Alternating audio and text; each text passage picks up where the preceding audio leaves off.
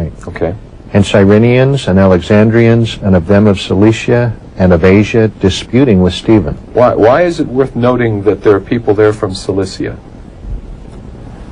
Cilicia is the area where Paul had been born and grown up. Tarsus of Cilicia. In Turkey. In Turkey. So Paul may have been here. I think we'd sense that Paul is here.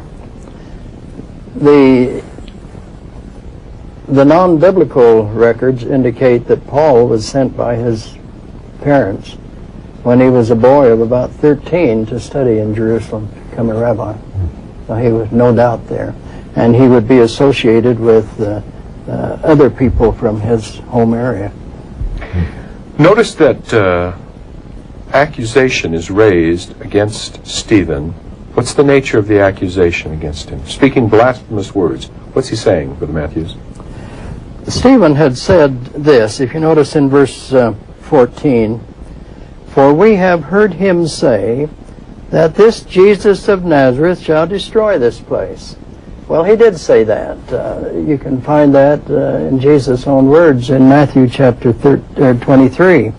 "And change the customs which Moses delivered us," which is another way of saying, bring the law of Moses to fulfillment and no longer to be practiced. This is an important verse because it's telling us that at least Stephen, and no doubt others, are teaching the law of Moses has been fulfilled.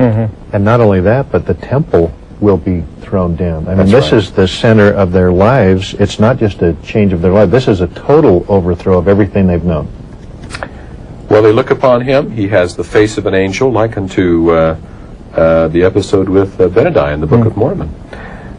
Chapter 7. It's a lengthy chapter. It's called Stephen's Defense. Let's talk about, we can't cover everything in it, so let's talk about the nature of this defense. What's the nature of Stephen's defense in Acts chapter 7? I wonder, Brother Millett, if we could read the heading Sounds for great. chapter 7, and that would summarize the chapter. Read it for us. Stephen recounts the history of Israel and names Moses as a prototype of Christ. He testifies of the apostasy in Israel. He sees Jesus on the right hand of God. Stephen's testimony is rejected, and he is stoned to death. You know, just before we go on in our discussion, I'd be interested to know why the headings are important. You know, why we feel they're so important. What did they add to our Bible study, besides a brief description? I've heard you, Bob, talk about a particular conversation you had on this. Well, the headings were written by Elder McConkie. All of the headings and all of the four standard works were written by him, and if you want to appreciate these sometimes, you need to go back to earlier publications and compare those headings with these headings. One time after these new scriptures came out, I was talking with the person who said, well, these new scriptures are fine, and they have a lot of cross-references, and they have the JST, and they have a Bible dictionary and a topical guide, but there's no commentary.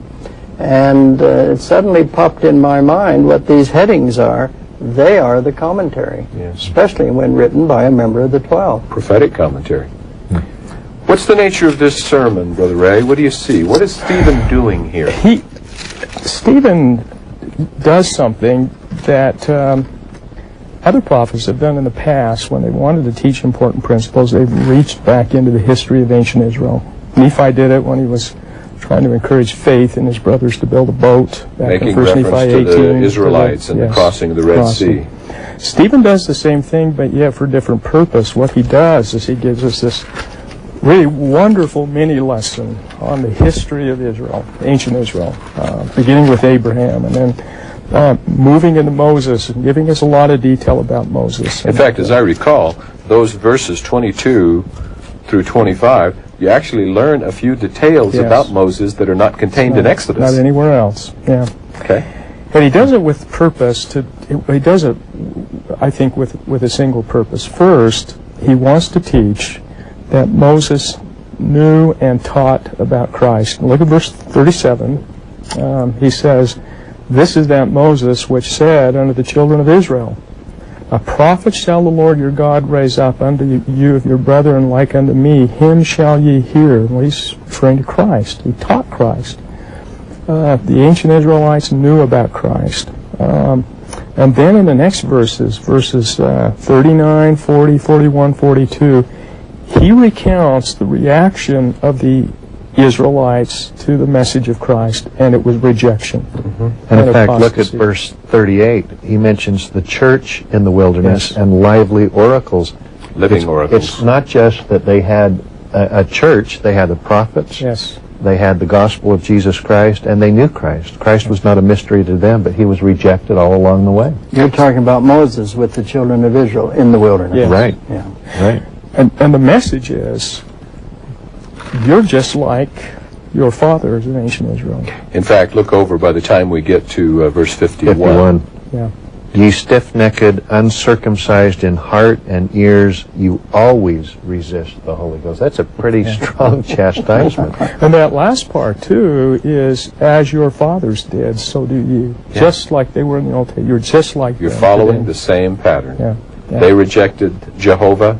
You've rejected You've Jehovah. done the same In fact, thing. instead of repenting, I've always thought it was interesting in verse 57, they cry out loud, stop their ears, and then come upon him. I mean, that'll come later, but this isn't just stinging to the heart. This is a rebuke so strong that they don't want to hear it anymore, they can't take it anymore, and in that sense they are stiff-necked, uncircumcised in their ears, and resisting the spirit of the moment.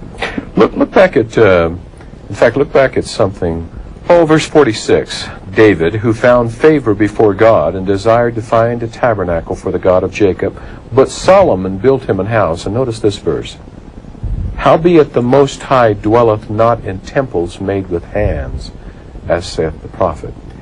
Now, later in our story, the Apostle Paul at Athens will use those very words. I just can't help but think they registered with They him, clicked, yeah. because he'll use those very words in speaking to the Athenians. And so, beginning in verse 51, this denunciation by Stephen of those who killed Jesus, they've not kept the law. Let's pick up with 54. Notice they were cut to the heart. They gnashed on him with their teeth. What does that mean, Brother Matthews? Yeah. It's just bitter anger. They probably ground their teeth. You know, their reaction to Stephen is twofold. The first part you've just brought up in verse 54. They were angry with him. They were cut to their heart. You mentioned stop their ears. That really means, literally, they put their fingers in their ears. Your children may be different than mine, but I can remember sometimes correcting my children when they were little, and they'd put their fingers in there. They didn't want to hear any more of that. But the second part is, you notice when that happened, Stephen had a vision in which he said, I see Jesus in heaven on the right hand of the Father. What he's really saying is, I'm going to give you the information from Revelation. I've received a revelation, and I'm going to tell you about it. There's a great example here of how difficult it is for the world to receive a revelation, to accept it when someone announces it.